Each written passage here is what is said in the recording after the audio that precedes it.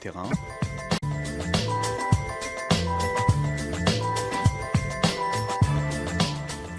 20h sur Aligre FM, place au Miroir des Sciences. Le magazine explore les pistes qui nous mènent vers le monde de demain. Cette recherche fait une large place aux témoignages des acteurs de terrain, des ingénieurs, des universitaires ou des sociologues qui agissent aujourd'hui pour penser et préparer le futur. Mais tout de suite, un nouveau numéro du Miroir des Sciences, consacré ce soir à l'islam.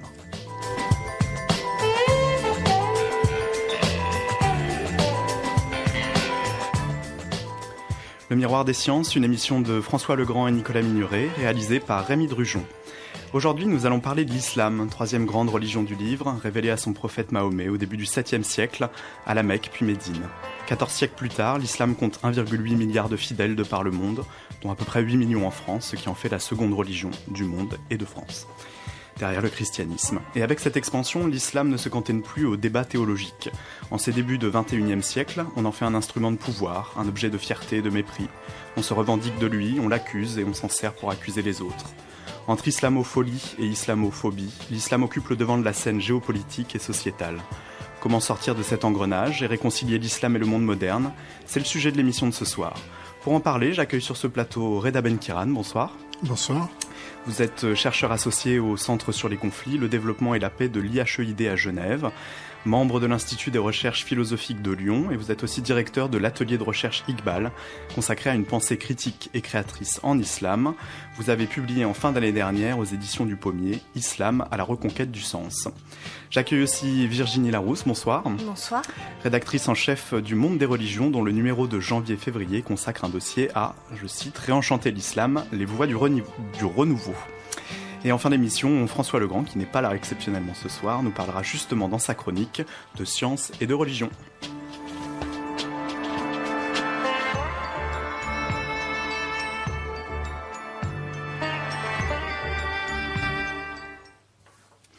Alors, on va commencer tout de suite. Reda Benkiran et Virginie Larousse. J'ai noté un parallèle intéressant dans le titre, que ce soit du magazine ou de votre livre. Votre livre, le sous-titre, c'est « À la reconquête du sens ». Et dans le numéro du Monde des religions, c'est « Réenchanter l'islam ». Donc, ce de début. Alors, selon vous, je vous pose la question, qu'est-ce qui a été perdu quelque part, puisque c'est ça que ça sous-entend ? Alors à mon sens, ce qui a été perdu à l'heure actuelle dans l'islam, ou en tout cas ce qu'on ne voit plus trop dans l'islam, c'est ce souffle qui l'habitait aux origines, au moment de la prédication du prophète Mahomet, où il y avait vraiment une volonté de renouveau, d'émancipation de l'homme, de retrouver un message qu'il estimait perdu dans les autres traditions monothéistes. Mmh. Et au final, à l'heure actuelle, on est dans une vision assez desséchée et desséchante de l'être humain. On est très souvent, trop souvent dans une vision infantilisante où finalement la religion est utilisée comme une sorte de code de la route de ce qu'on doit faire et ne pas faire, au détriment finalement d'une dimension intérieure qui amène l'homme et les hommes et les femmes à s'émanciper, à faire preuve d'esprit critique pour finalement grandir en conscience et en humanité. Reda Benkiran, partagez ce constat ? Oui, d'une certaine manière, ce que je dirais qu'aujourd'hui, malgré tout, l'islam est au devant de l'histoire et s'exprime de plusieurs manières dans la scène internationale, sur la scène internationale. Mais au-delà d'une approche de géopolitique, y compris de géopolitique des religions, de l'aspect de la force démographique, de la jeunesse que représentent les sociétés du monde islamique, effectivement, au niveau du message, du savoir islamique, de la pensée religieuse, je dirais, ce qui a été perdu, c'est le sens. À travers cette idée qui est avancée un peu partout de quête de sens, en fait, c'est une perte de sens qui opère, c'est une perte d'identité. C'est-à-dire que pour les croyants. Pour les croyants, ou voilà, tous ceux qui ce revivalisme auquel on assiste en islam et que l'on retrouve aussi dans d'autres religions, mouvements évangéliques aux États-Unis. Je veux dire, la variable islam en tant que variable religieuse dans le monde contemporain n'est pas la seule qui est en crise. crise, ou qui est déstabilisée par les phénomènes de mondialisation, de migration, de circulation des personnes, des idées, etc. Mais je dirais que cette perte de sens, l'idée de quêter le sens, finalement, ça fait 2 siècles qu'il y a une tentative de réforme.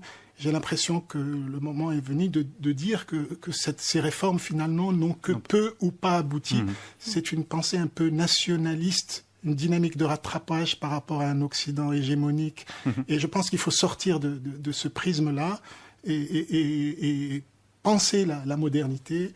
Réformer la réforme, quoi. Je plaide plutôt que d'une quête de sens, d'une production de sens. Donc c'est quelque chose d'un peu différent. Alors on va parler au cours de l'émission de justement quelles sont les pistes pour redonner un peu de sens à l'islam. Avant ça, je voudrais qu'on parle un peu du constat, enfin plutôt des causes, c'est-à-dire que l'islam traverse une crise, on peut le dire.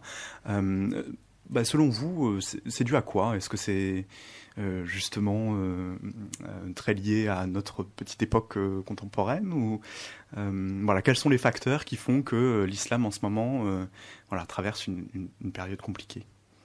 Les causes, elles sont multiples. C'est vrai que on parle très souvent effectivement de l'effet dévastateur de la colonisation puis de la décolonisation, qui finalement a créé des mémoires irréconciliables entre Orient et Occident et qui ont provoqué quelque part justement l'échec de la réforme, puisque l'islam a connu une tentative de réforme au XIXe siècle avec le mouvement qu'on appelle la Narda, mais ce mouvement a échoué parce que précisément il a été déstabilisé par la colonisation et que du coup ce réformisme qui avait débuté finalement s'est trouvé confronté à l'idée que se réformer c'était quelque part adopter une manière de penser occidentale et du coup il y a eu ce rejet de la réforme, donc ça a eu un effet effectivement assez délétère. Mais est-ce que ce n'est pas toujours à l'œuvre maintenant, c'est-à-dire que sans parler de colonisation, mais peut-être qu'une réforme ou un type de réforme particulier serait vécu comme une importation de l'Occident?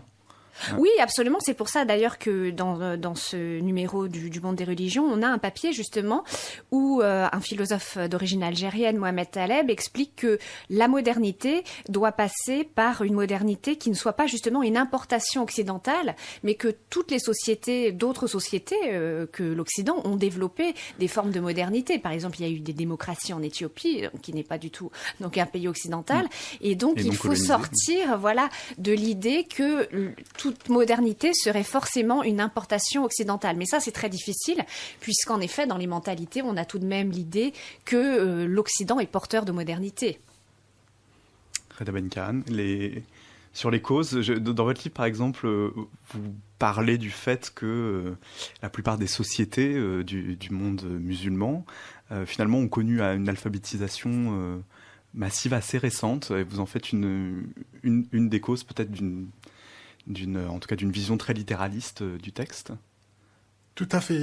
On est dans une phase où des sociétés accomplissent des transformations, urbanisation, exode rural, urbanisation, alphabétisation, démocratisation, des processus qui se font dans des temps extrêmement courts par rapport à l'histoire des sociétés européennes qui ont mis 2-3 siècles pour faire ça. Ça se fait dans un temps très très court en Afrique, au Moyen-Orient, en Asie centrale. Et donc, dans cette phase d'alphabétisation, il y a une anxiété métaphysique. La maîtrise de l'écrit donc se généralise. Nous sommes dans des sociétés où maintenant, l'analphabétisme recule. Et donc, ce n'est pas un hasard, par exemple, si on voit tous ces mouvements revivalistes autour, alors islam politique, y compris salafisme, que les principaux acteurs de ces mouvements ne sont pas forcément des théologiens ou des gens venus du monde traditionnel, mais des mondes ingénieral ou des mondes techniques. Même au niveau du par exemple, Ben Laden n'est pas théologien, il est ingénieur. Son successeur est médecin. Et donc, sans aller très loin, Pascal a vécu ces crises. Je pense que, justement, cette formation scientifique ou technique qui est aujourd'hui, cette vision technocratique des métiers, s'accompagne aussi d'une crise d'identité. Et ce n'est pas un hasard si, donc, ces nouvelles expressions religieuses essayent de frayer leur propre authenticité. Moi, par rapport à cette idée de modernité importée ou de modernité endogène, je pensais pendant longtemps ainsi, mais je récuse désormais cette dichotomie parce que nous vivons dans un monde où à la fois il y a il y a eu jusqu'à présent une formidable occidentalisation du monde, mais dans cette mondialité, en effet retour, nous avons des phénomènes d'orientalisation du monde. Et par exemple, cette violence d'expression religieuse qui triomphe, c'est une des formes de cette orientalisation du monde. Mais ce que je veux dire, c'est qu'aujourd'hui, penser l'islam est un universalisme. Donc, il n'est pas attaché à une langue particulière, il n'y a pas de sacralité d'une langue particulière, contrairement à ce qu'on pourrait penser de prime abord. Il n'y a pas d'approche ethnique. Donc, moi, je suis personnellement, dans le livre que j'ai fait, je prétends faire un travail, je plaide pour une révolution intellectuelle en islam, et je suis pleinement musulman, pleinement oriental, entre guillemets, et pleinement occidental dans mes références. C'est-à-dire que je m'appuie sur des pensées qui sont à la fois... c'est l'interdisciplinarité, l'interculturalité. Ce n'est pas des vains mots, il faut les mettre en acte. Et dans ma démarche, je récuse ces quant à soi. Ce n'est plus possible. Maintenant, aujourd'hui, dans chaque point réticulaire de la planète, vous aurez de l'Occident, vous aurez de l'Orient, vous aurez du Nord et du Sud. Vous voyez, donc c'est cette dynamique de mélange qu'il faut embrasser. Et c'est difficile, effectivement. Peut-être, est-ce que d'autres religions ont connu des crises? Alors, vous l'avez dit, peut-être que ce qui différencie, c'est le temps, finalement, assez court. Mais est-ce qu'on peut faire des parallèles avec des crises qu'auraient pu traverser d'autres religions, soit à notre époque, soit à des époques... un peu... Certainement, oui. C'est vrai que l'Église catholique a traversé une grave crise au début du XXe siècle, au moment de on peut même la faire remonter avant, c'est-à-dire au moment de la Révolution française, la Révolution française, c'est construite essentiellement contre l'Église catholique, qui effectivement exerçait une emprise énorme sur le pays et sur les mentalités, la culture. Et là, on sait très bien que l'Église catholique a extrêmement mal vécu ce passage progressif à la République et à la laïcité. La laïcité a été rejetée par l'Église catholique pendant des années et ça a mis la nation à feu et à sang. C'est vrai qu'aujourd'hui, on débat beaucoup des problématiques de laïcité, mais on a oublié à quel point la séparation de l'Église et de l'État avait créé des conflits majeurs dans la société et une vraie division. Mais paradoxalement, c'est finalement quand l'Église catholique s'est trouvée dépossédée du pouvoir qu'elle avait, qu'elle a été conduite à réinvestir le champ spirituel et devenir ensuite se rallier totalement au principe de laïcité. À l'heure actuelle, il n'y a pas meilleur apôtre, si j'ose dire, de la laïcité dans le monde que le pape François. Et ça a permis finalement au catholicisme de retrouver vraiment l'essence de manière assez récente, puisque cette adoption, cette acceptation de la laïcité, c'est quelque chose de très récent, ça a pris du temps, mais ça lui a permis de retrouver un message spirituel qu'elle avait totalement perdu, puisqu'elle était tributaire, elle était accaparée par le pouvoir, et à partir du moment où on est accaparé par le politique, eh bien on est dans des luttes, des enjeux de pouvoir qui vident quelque part le contenu à proprement parler spirituel. Donc c'était finalement une chance de s'être... Oui. S'affranchir un peu de force. Elle s'en est rendue compte tardivement, mais au final, oui, ça a été probablement une chance. Alors, dans votre livre, Reda Ben-Kiran, j'ai noté aussi un parallèle important. Vous dites que l'islam a repris un peu le flambeau du communisme aussi. Est-ce que vous pouvez expliquer cette idée? Écoutez, c'est pas moi qui l'affirme. C'est que à la fin de la guerre froide, l'écroulement du communisme, nous avons eu automatiquement l'islam qui a joué. Il y a eu une perte dans l'ordre mondial, il fallait un ordre. Il y a toujours des antagonismes qui structurants. Et à la fin du communisme, c'est pas pour rien qu'on a eu cette théorie fameuse et fumeuse du clash des civilisations, et toutes ces dynamiques. L'islam a repris, si vous voulez, une sorte de flambeau parce qu'il représentait une force démographique, parce que peut-être aussi le poids des pétromonarchie, etc. Un certain nombre de facteurs ont fait que l'islam a représenté une sorte d'ennemi métaphysique bien commode voilà, dans une phase de restructuration de l'ordre mondial. Pendant un moment, on a cru à l'unipolarité, l'hyperpuissance américaine.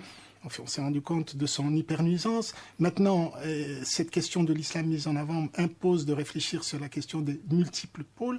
Et pour en revenir en parallèle avec les religions, aujourd'hui aussi, il faut l'admettre, l'islam n'est pas la seule religion qui est en crise dans cette période de mondialité, parce que moi, j'ai fait le travail dans le cadre de l'islam. J'ai travaillé au Conseil œcuménique des Églises.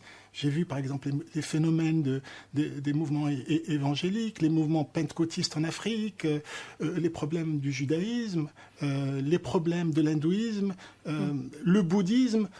Dans toutes ces religions, on peut voir des phénomènes de violence, des phénomènes d'intolérance, des phénomènes où on s'en prend aux minorités. Donc, ce n'est pas quelque chose de propre. Et il y a même plus spectaculaire, c'est qu'on voit que certains concepts circulent d'une religion à l'autre. Par exemple, par rapport à la question des sciences, la théorie de l'évolution. Ce problème est nouveau en islam, le procès du singe. Mais on se rend compte qu'en fait, en islam, ce débat a été complètement importé du monde anglo-saxon et du créationnisme du monde évangélique. Donc vous voyez, c'est une dynamique de mélange. Pour ce qui est spécifiquement de l'islam, je pense que la sécularisation, c'est un phénomène universel. Elle s'exprime différemment par rapport au christianisme. D'un mot, le christianisme l'Église représentait le pouvoir suprême. Donc c'était le pouvoir absolu. En islam, pratiquement, la relation religion et politique est bloquée pratiquement dès la fin de la prophétie, mais c'est dans une configuration différente. Le religieux n'est pas au-dessus du pouvoir, la religion est la servante du politique. C'est-à-dire que très vite, le politique va s'emparer des religieux et va instrumentaliser ces religieux. Et donc là, vous avez des dynasties qui sont instaurées califales, la monarchie, la transmission héréditaire du pouvoir califal, alors que rien dans les textes religieux ou même dans la prophétie de Mohammed, rien ne prédisposait à cela. Donc, si vous voulez, moi je plaide pour une sécularisation, une autonomisation du religieux, mais ça se passe différemment de ce qui s'est joué dans en d'autres religions. On va continuer cette discussion après une petite pause musicale.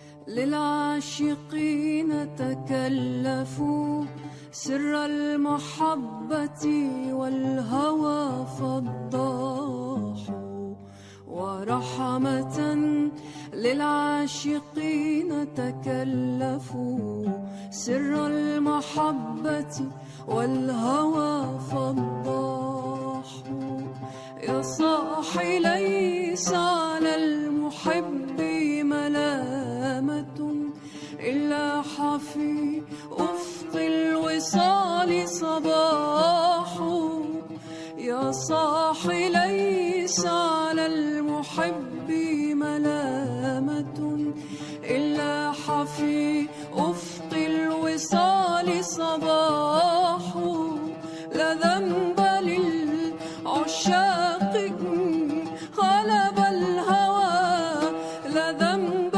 للعشاق غلب الهوى كتمانهم فنمى الغرام فباحوا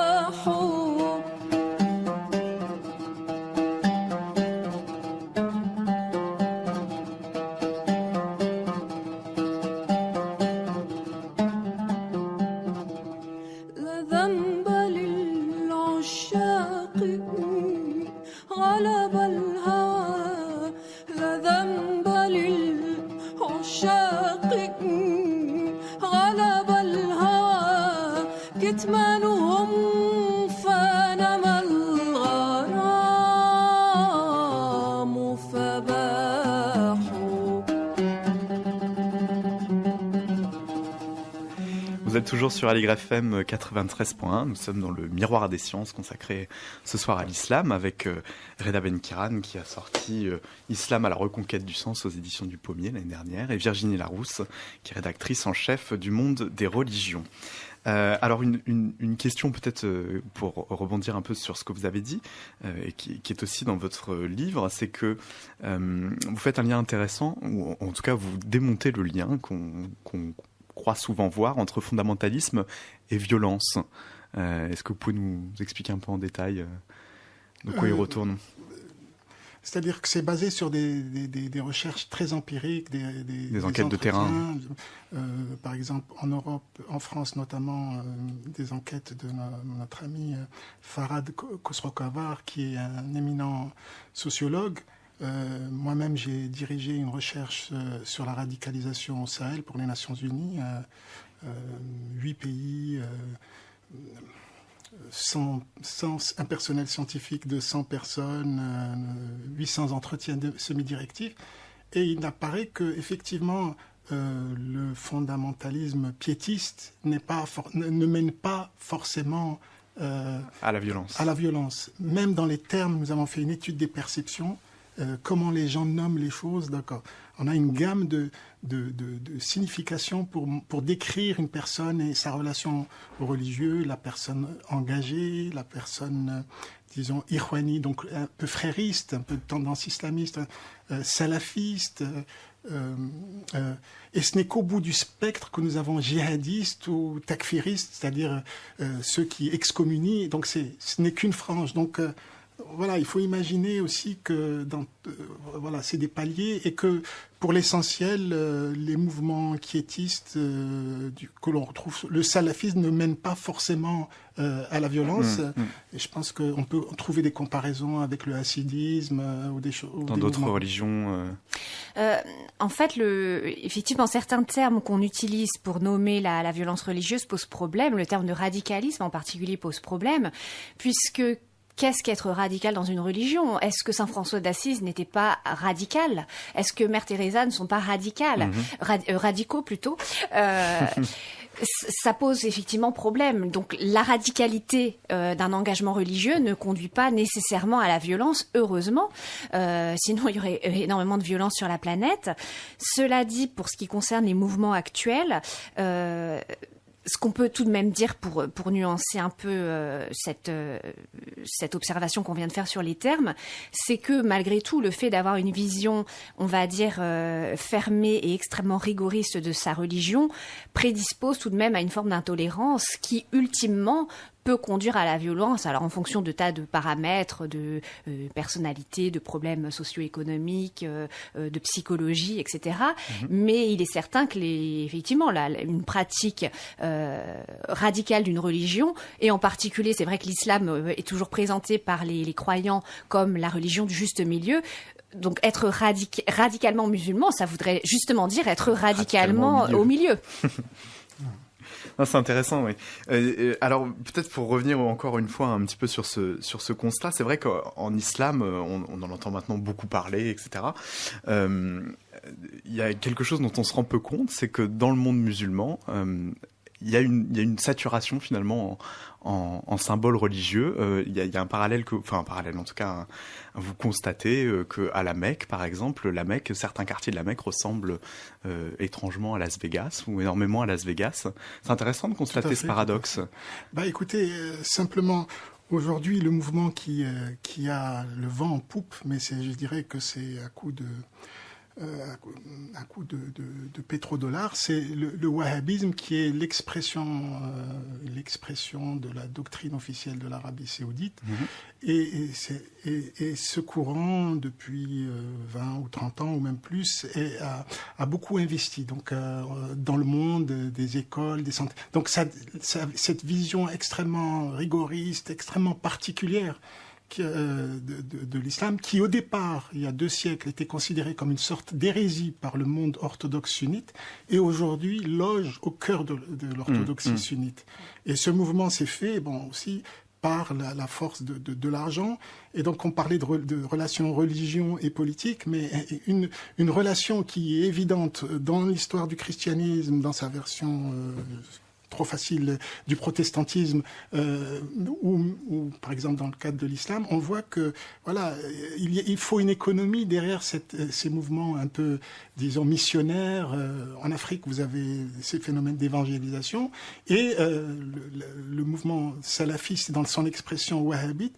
Écoutez, c'est à coup d'argent, et c'est une vision qui s'accommode très très bien du capitalisme, de l'économie de marché, Mais à un moment, vous dites qu'il y a des lieux cultuels, ou en tout cas historiques de l'histoire de l'islam, qui sont presque détruits pour construire des hôtels. Aujourd'hui, les autorités saoudiennes développent une sorte de religieuse, développent une sorte de jubilation à détruire le patrimoine historique de la Mecque ou de Médine, pour laisser s'édifier des malls, des hôtels de luxe, des tours insensées, et selon cette forme de profanation, parce que c'est des gens qui se disent très sourcilleux de la désacralisation, mais en fait cette désacralisation a lieu, et nous avons aujourd'hui des capitales comme la Mecque, Doha, Dubaï, Shanghai, c'est ça les capitales spirituelles du capitalisme. Aujourd'hui, la première religion, la première croyance sur Terre, c'est la croyance en ce marché, en l'infinitisation de la marchandise. L'économie ne ment pas. Et de ce point de vue-là, on se rend compte que cette expression qui aujourd'hui a le vent en poupe, mais à cause du pétrole, qui constitue le sang de l'économie vitale, et qui aussi bénéficie, l'Arabie saoudite a bénéficié, l'allié inconditionnel de l'Europe et de l'Amérique. À travers cette expression, on voit finalement une vision très matérialiste, pas simplement dogmatique, rigoriste. Donc ce rigorisme religieux s'accommode très bien finalement de ce genre de consumérisme, matérialisme.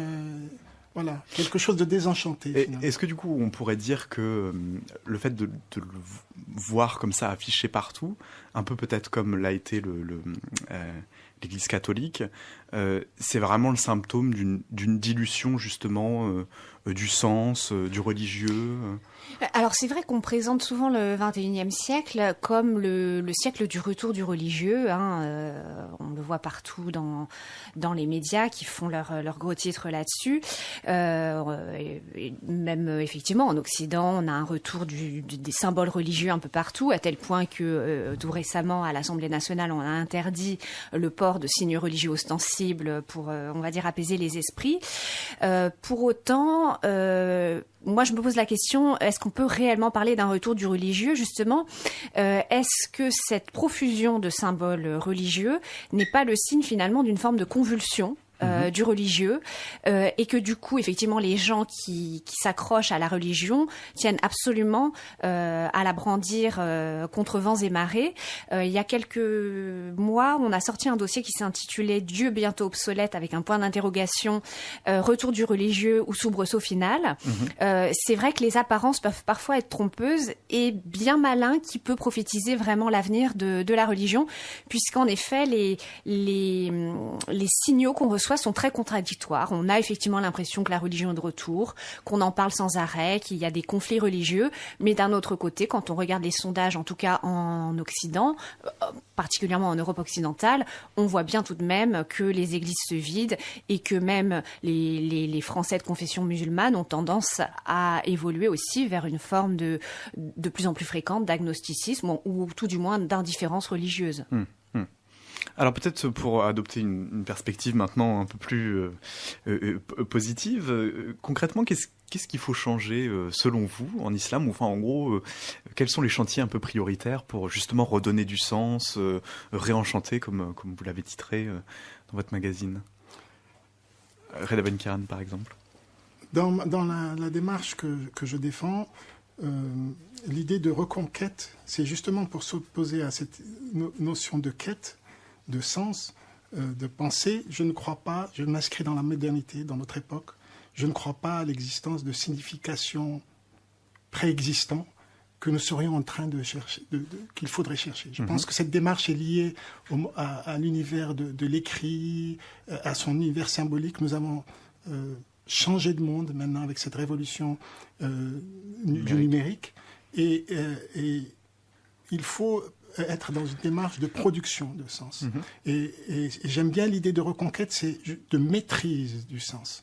Et j'ai ce recours, moi, si vous voulez, à une théorie. Je prends le littéralisme dominant, mais si vous voulez, je me nourris des sciences. Quoi de plus transcendantal, quoi de plus empirique, quoi de plus beau que comme système de signes que les mathématiques.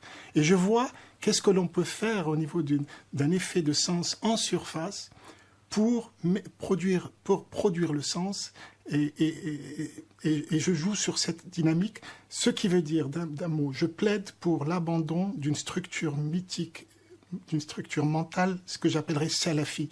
Prenons ce mot dans une conception tout à fait neutre de retour aux pieux ancêtres, d'une structure liée à la tradition. Cette structure a fonctionné pendant des siècles, elle a produit de grandes choses, elle est obsolète. Elle est obsolète, s'y accrocher comme on s'y accroche depuis 2 siècles, c'est continuer à s'asphyxier. Et voilà. Et je plaide pour l'invention d'une nouvelle structure mythique, et qui passe par nécessairement une révision radicale, et j'emploie ce mot radical, une rupture avec la structure mythique du passé, tourner vers l'avenir, et réinventer le rapport au pouvoir et au savoir. Alors, pour rebondir sur les maths, il y a un exemple intéressant dans votre livre où vous dites qu'effectivement les mathématiciens pensent qu'ils n'inventent pas des maths, ils les découvrent, et qu'il y avait peut-être une certaine forme de religion aussi derrière ça, ou en tout cas de spiritualité, de penser qu'il y avait un ordre préétabli qu'on découvrait pas à pas. Alors on va poursuivre cette discussion qui est passionnante sur comment un peu réenchanter l'islam, juste après une deuxième petite pause musicale.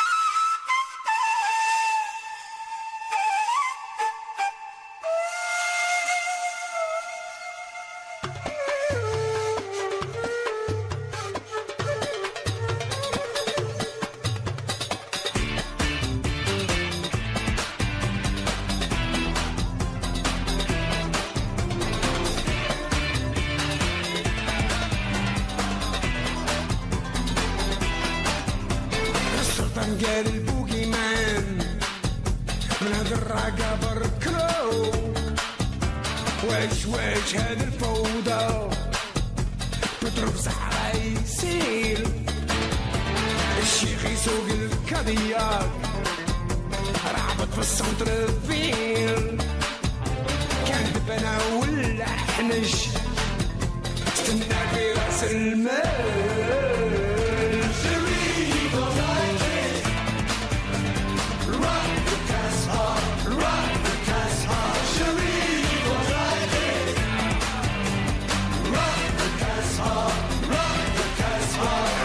الشيخ شيخ فات قلكم البوقي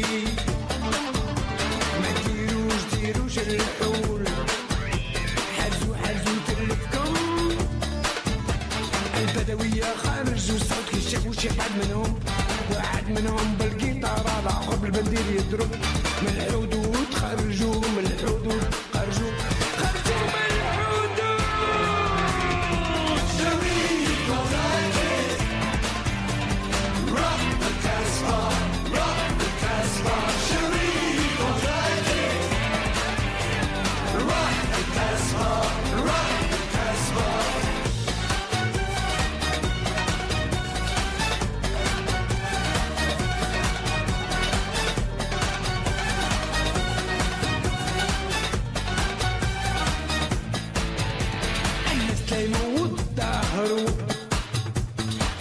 الجماعة عم تبدل الريح مين جاي بدلوا الميزان والناس سمعوا الصوت صوت القصبة صوت القصبة اللي هبة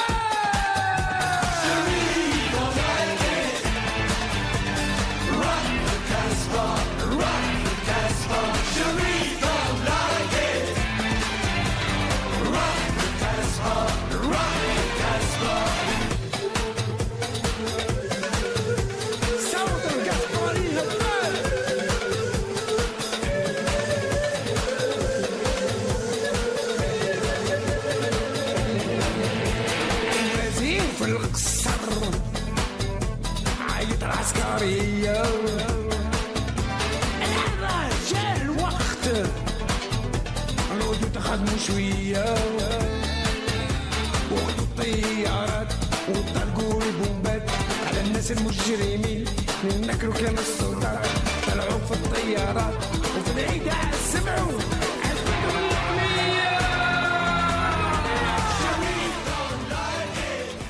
Vous êtes toujours sur Aligre FM 93.1 dans le miroir des sciences consacré à l'islam. C'était Rachita qui reprenait une chanson des Clash, rock de Casbah. Et je voulais citer aussi le nom de la chanteuse syrienne qu'on a entendue à la première pause musicale qui s'appelle Oued Bourassoun, qui est une des personnalités qui est identifiée dans la série de portraits Il rallume les étoiles dans le monde des religions. Qui chante de manière très très belle. Alors reprenons notre débat justement sur comment finalement réinventer ou réenchanter l'islam. Peut-être une des pistes, c'est de bien comprendre qu'en islam, ce n'est pas juste un bloc, quoi. Et finalement, il y a beaucoup de courants, de tendances, et que peut-être c'est aussi un ferment vers une transformation. Oui, c'est vrai que ça, c'est un grand malentendu en Occident. On a toujours l'impression qu'on parle de l'islam en règle générale, sans comprendre que finalement l'islam est traversé de multiples courants qui vont en effet du fondamentalisme le plus total à la mystique la plus élaborée. Donc c'est vrai que médiatiquement, on a plutôt, à l'heure actuelle, tendance à entendre tout le temps parler, effectivement, du salafisme ou du djihadisme, en ignorant, par exemple, qu'il existe un courant mystique qui s'appelle le soufisme, et qui, là, pour le coup, est totalement connecté avec cette beauté qu'on appelle de nos voeux dans ce numéro, puisque donc les soufis sont, eux, dans une approche non dogmatique, on va dire, de l'islam. Ils sont en effet tout à fait ouverts à la liberté de conscience qui, on le sait, continue à poser beaucoup de problèmes dans beaucoup de pays musulmans. La question de la liberté de conscience est, à mon avis, un chantier crucial à mener dans les sociétés arabo-musulmanes. Et donc, dans le soufisme, on a une vision, on va dire, poétique, finalement, de la religion. On n'interprète pas le Coran au sens littéral, mais très souvent dans une approche métaphorique. Et ce courant, en effet, gagne à être reconnu. Reda Ben Kiran.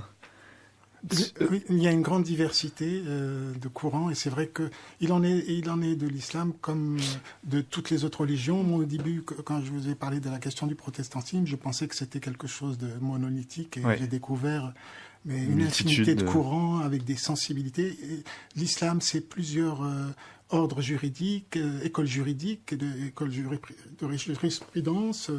Donc c'est pas uniquement des différents courants religieux, c'est aussi différents courants de pensée. Voilà, tout à fait.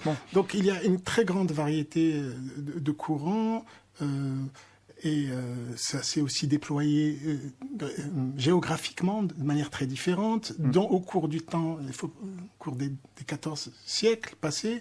Donc c'est vrai que ce pluralisme aujourd'hui est mis à mal, et c'est aussi l'enjeu de cette reconquête ou réenchantement, c'est de faire retriompher cette diversité, parce qu'elle est en train de se perdre. Je vous ai parlé d'un courant qui a le vent en poupe, qui a fait une sorte d'OPA au sens financier sur la religion, mais l'enjeu, ce n'est pas de jouer tel courant contre tel autre. Moi, je ne suis pas de ceux qui pensent que le soufisme va sauver l'islam, etc., mais de montrer qu'il y a une diversité. Et dans mon analyse, je suis extrêmement critique sur tous les courants. Je pense que les points de la raison religieuse dominante que j'ai identifiée, donc celle dont il faut se débarrasser, si je puis dire, elle affecte tous les courants et les ordres religieux. Mais pareillement, les potentialités de différents ordres, vous trouverez de très grands auteurs salafis qui sont magnifiques quand vous lisez les textes et qui ne sont pas du tout dogmatiques ou liés à la violence. De même que vous lisiez des grands auteurs mystiques, soufis, extraordinaires. Mais vous voyez aussi, à travers les mouvements politistes de l'islam, mais naguère aussi les mouvements confrériques, qu'il y a toujours, ça s'exprime dans des sociétés, et donc il y a des relations au pouvoir, à l'économie, et donc il y a des critiques qui peuvent s'adresser aux uns et aux autres, mais l'enjeu c'est de défendre l'idée du pluralisme et de revenir à une sorte de... Voilà, l'enjeu démocratique, c'est quelque chose dont il faut se saisir aussi. Alors, il y a un penseur peut-être qu'on peut citer ici, qui vous sert d'inspiration aussi, et dont il fait l'objet d'un article aussi dans le monde des religions. C'est Mohamed Iqbal, dont le nom est aussi le nom de votre atelier de recherche, qui est alors peut-être vous pouvez en dire un mot, décrire un peu qui était Mohamed Iqbal et en quoi justement il peut servir à renouveler cette pensée en islam. Mohamed Iqbal est un penseur indien. On le présente comme un penseur pakistanais, mais en fait, comme le père du Pakistan, mais en fait, il est mort 10 ans avant la création du Pakistan, mais il a défendu, si vous voulez, une vision de l'Inde musulmane. Et donc, le Pakistan se réclame de cet héritage, mais qui est né en 1873, je crois, et mort en 1938.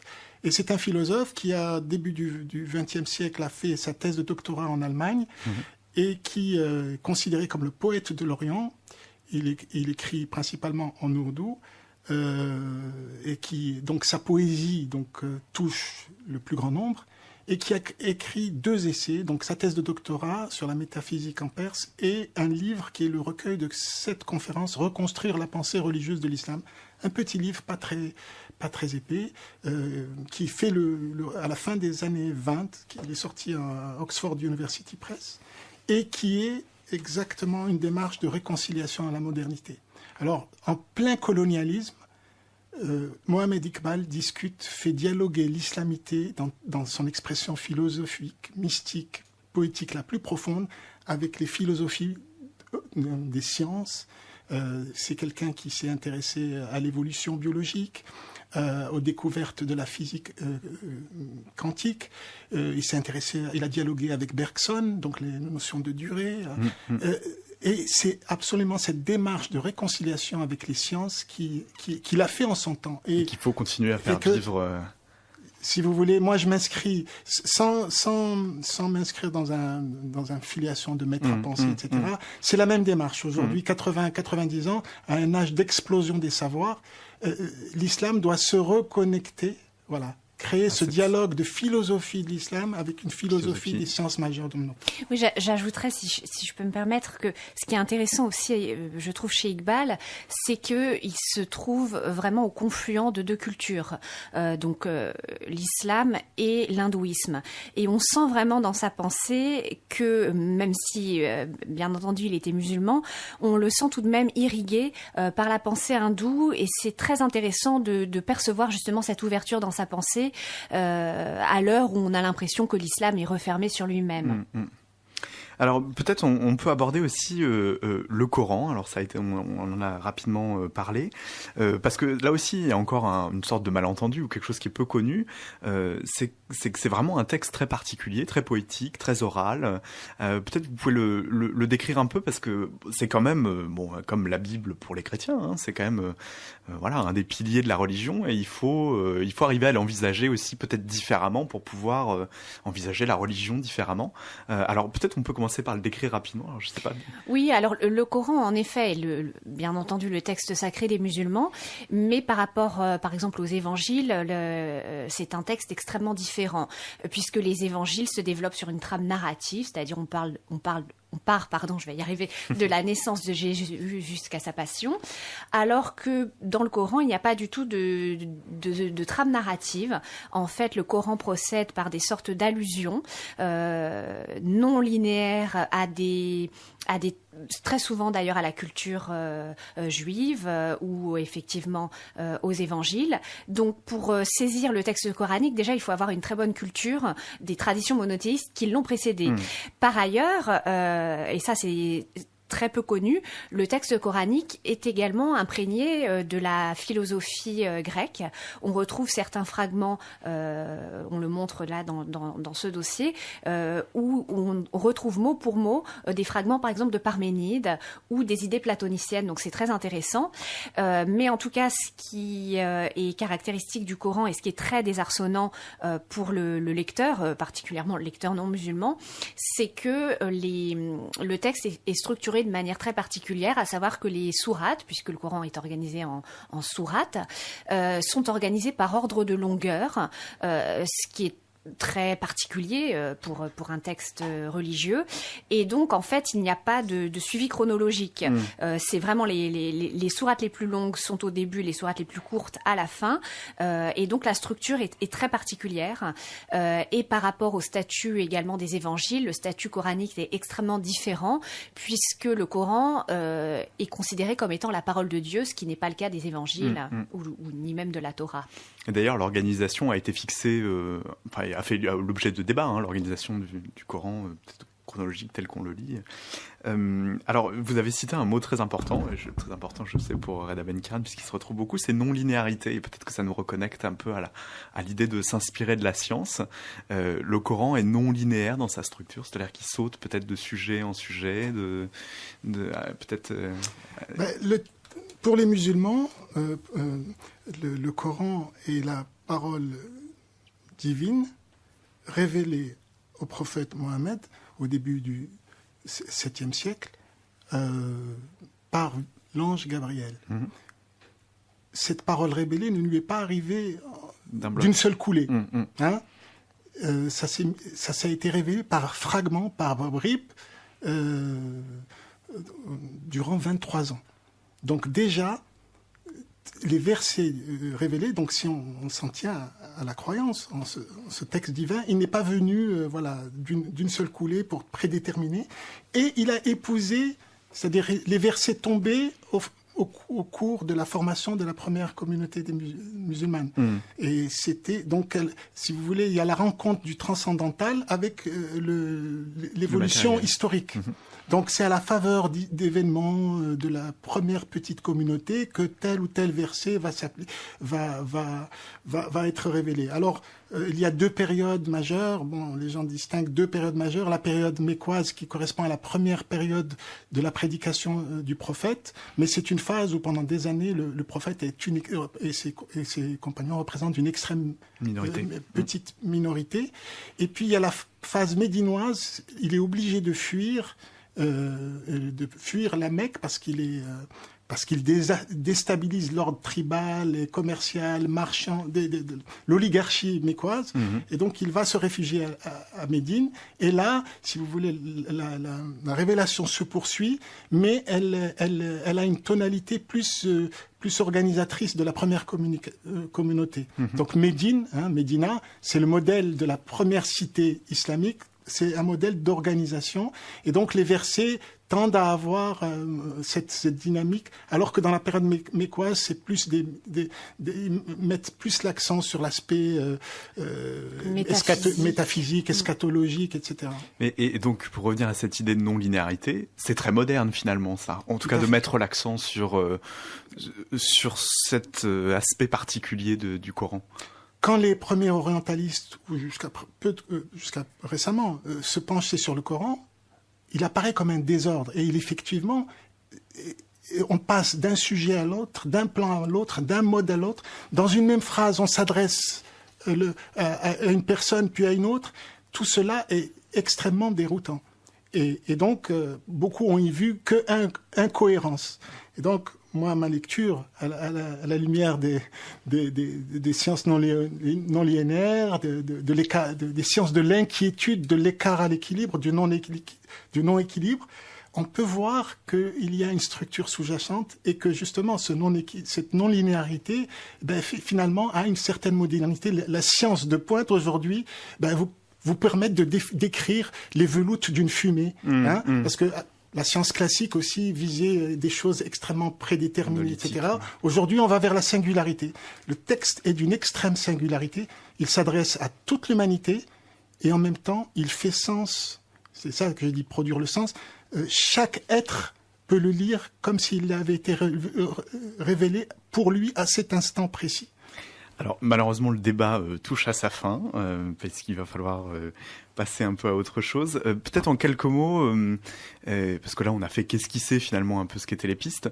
Voilà, qu'est-ce que vous retenez, qu'est-ce que vous appelez de vos vœux? Alors Virginie Larousse par exemple, quelles sont pour vous les choses importantes à signaler pour le futur, quoi?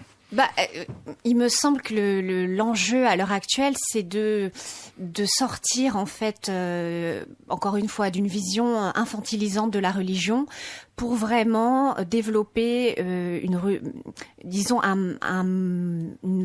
manière de vivre sa religion qui fasse sens justement, qui conduise vers l'émancipation et non vers le repli sur soi ou sur sa communauté et qui mène vers l'ouverture. Pour moi, même si je ne suis pas musulmane et pas croyante au sens, en tout cas, traditionnel du terme, il me semble qu'au XXIe siècle, on ne peut plus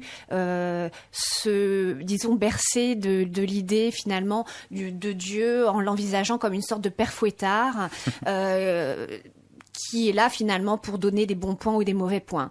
Je pense qu'il faut vraiment développer une pensée qui tendent à l'autonomie, au libre arbitre et qui nous permettent d'évoluer, de grandir en humanité et non d'attendre finalement des injonctions qui viennent de l'extérieur. Reda Benka, dans quelques mots aussi. J'identifie une raison religieuse dominante que je marquée par trois caractéristiques. Un rapport hypocrite entre ce qui est le discours et les actes. Une sorte de rapport filial, spermatique au pouvoir et au savoir. Donc on est dans des chaînes arborescentes de père en fils, des systèmes très très hiérarchiques. Verticaux, oui. Et puis on impose le besoin d'interpréter. Donc on délègue à une certaine classe de religieux le privilège de l'interprétation du texte coranique pour l'exprimer aux yeux du plus grand nombre. Je plaide pour une nouvelle rationalité et je pense qu'elle est en train de voir le jour. On a pu voir quelques termes dans les révolutions arabes notamment. C'est un rapport à remplacer, substituer à l'hypocrisie la complexité du sens, de dire que le sens est polysémique, qu'il se déploie de mille et une manières. Donc, plaider pour cette variété du sens, de cette complication du sens. Et le deuxième rapport, bouleverser ce rapport au savoir et au pouvoir en instituant un modèle rhizomatique. Et là, on est en phase avec le credo coranique, qui est une société où il n'y a pas de père d'eux, de fils d'eux, de roi. C'est une société de frères et de sœurs. Les musulmans et les musulmanes sont frères et sœurs entre eux, et une seule, la communauté, la Ummah, donc c'est la mère, c'est ça le modèle, donc horizontal, et plutôt que d'interpréter, d'agir. C'est-à-dire que pour moi, la production de sens, elle se fait dans l'action, dans l'implication dans l'événement, et le drame d'aujourd'hui, c'est que on a perdu ce sens de l'action, et plutôt que de quêter le sens, de s'impliquer dans les événements et d'être acteur de son histoire et de produire comme ça des significations. Eh bien, merci en tout cas d'avoir participé à cette émission, Reda Benkan. Je rappelle le titre de votre livre, Islam à la reconquête du sens, aux éditions du Pommier. Et Réenchanter l'islam, c'est toujours dans les kiosques du monde des religions. Merci Virginie Larousse. Le prochain numéro, c'est... Comprendre Jérusalem. Comprendre ça sera pour Jérusalem. mars-avril. Très bien. Une petite pause musicale et on retrouve la chronique de François Legrand.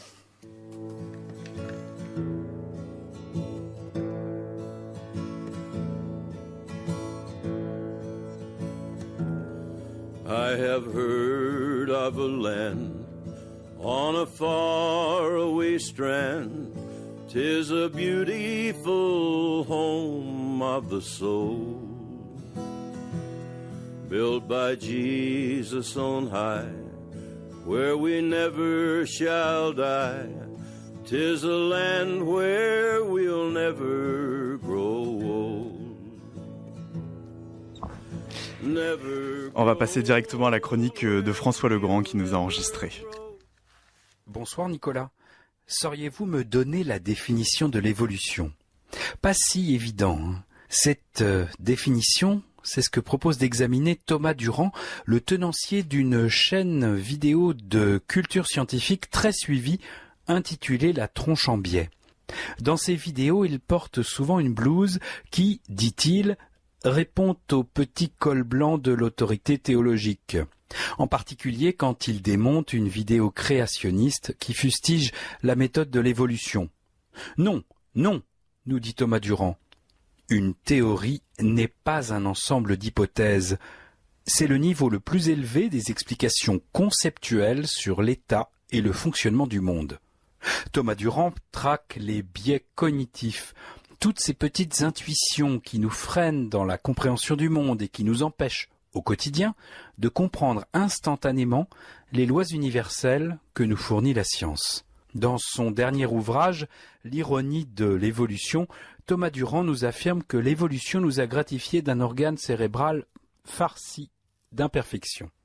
L'essai est extrêmement documenté, pas moins de 173 références bibliographiques, articles scientifiques et articles de presse étayent plus de 200 pages au cours desquelles il réfute point par point le créationnisme. Affirmant que le rejet de l'évolution s'installe dans les ornières de la pensée, Thomas Durand nous recommande de nous méfier de ce que notre cerveau projette de toutes ces idées. Il fait appel aux sciences cognitives pour tenter de venir à bout de cette tension insupportable. Tension qui renvoie nécessairement au beau titre de l'ouvrage de Jacques Monod, prix Nobel de médecine en 1965, et selon qui le hasard et la nécessité pourraient bien être les deux pistons du moteur de l'évolution biologique. Laissons la science et la religion jouer leur rôle en faveur de l'évolution de la société des hommes, même si cela n'excuse pas le rejet de la théorie de l'évolution par les pseudo-théories du créationnisme. L'auteur avoue d'ailleurs avoir été inspiré par la lecture d'un blog surréaliste, dans lequel il a trouvé un auteur revendiquant une lecture quasi littérale des Écritures sacrées. Il nous explique. Par lecture quasi littérale, j'entends qu'il défendait une distance interprétative à géométrie variable. Tantôt le texte était à prendre au pied de la lettre, tantôt il était nécessaire d'en avoir une lecture altérée afin de retrouver une cohérence avec les faits scientifiques. Voilà donc un blogueur qui se veut rigoureux, mais prenant ses aises avec la méthode scientifique, même dans l'acception des textes religieux. La science Thomas Durand affirme qu'il n'a que la prétention d'être suffisamment pragmatique pour en esquisser les frontières mouvantes et estimer à quel point on peut lui faire confiance. Avec une pointe de provocation, il écrit « La science nous raconte parfois des choses extravagantes. La Terre ne serait plus plate, ni immobile, ni particulièrement grande dans l'univers. La matière serait essentiellement composée de vide. Les marées seraient dues à la Lune. » Autant d'affirmations bien éloignées de notre perception quotidienne. Il nous rappelle au passage, je dis rappel parce que c'est une évidence, combien il faut d'humilité pour s'abstraire de la perception par nos sens et des acquis du quotidien, pour embrasser des théories aussi complexes que la relativité générale ou l'évolution. Il en profite au détour de sa démonstration pour remettre la fameuse science participative à la place qu'elle ne devrait pas quitter. Elle ne doit pas conduire à penser que l'opinion ou la conviction de chaque citoyen devrait avoir la même valeur scientifique que l'expertise d'un scientifique quant à la validité d'un énoncé scientifique spécialisé, affirme Thomas Durand. Notre turiféraire regrette alors que les débats sur la science et la technologie, à la télévision ou à la radio, mêlent presque toujours des questions sur la véracité de tel ou tel fait scientifique avec celles qui concernent leur mise en perspective dans leurs applications à la société. Alors, la science et la religion font-elles bon ménage, Nicolas ? C'est dans un autre document que j'ai trouvé quelques pistes de réponse, figurez-vous. Quand on peut concevoir des anges, on n'a pas de difficulté avec l'intelligence extraterrestre, explique le directeur de l'Observatoire du Vatican, Guy Consolmagno, interrogé par Die Zeit et à lire dans le dernier Courrier international. Il est astrophysicien et jésuite, tout à la fois. La religion, c'est plus que les émotions, nous dit-il, mais la joie que je ressens quand je regarde dans le télescope est comparable à celle que je ressens en priant. En conclusion, Nicolas, je me risque, peut-être qu'on pourrait se figurer que la science cherche le comment, alors que la religion cherche le pourquoi. Mais ce n'est peut-être qu'un modèle, aussi imparfait que puisse être un modèle, il aide à réfléchir. À lire pour y penser, l'ironie de l'évolution de Thomas Durand aux éditions du Seuil. Une chronique à retrouver sur la page Facebook du Miroir des Sciences, et pour faire connaissance avec Thomas Durand, voyez ses vidéos sur la chaîne YouTube La Tronche en Biais.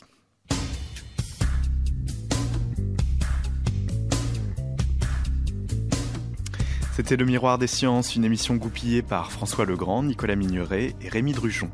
Merci à nos invités de ce soir, Reda Benkiran et Virginie Larousse. Retrouvez-nous sur notre page Facebook et sur miroirdesciences.wordpress.com. Nous revenons dans 15 jours, toujours le jeudi à 20h. D'ici là, vous trouverez disponible à la réécoute sur le site d'Aligre FM les excellentes émissions de la chaîne. Bonne soirée.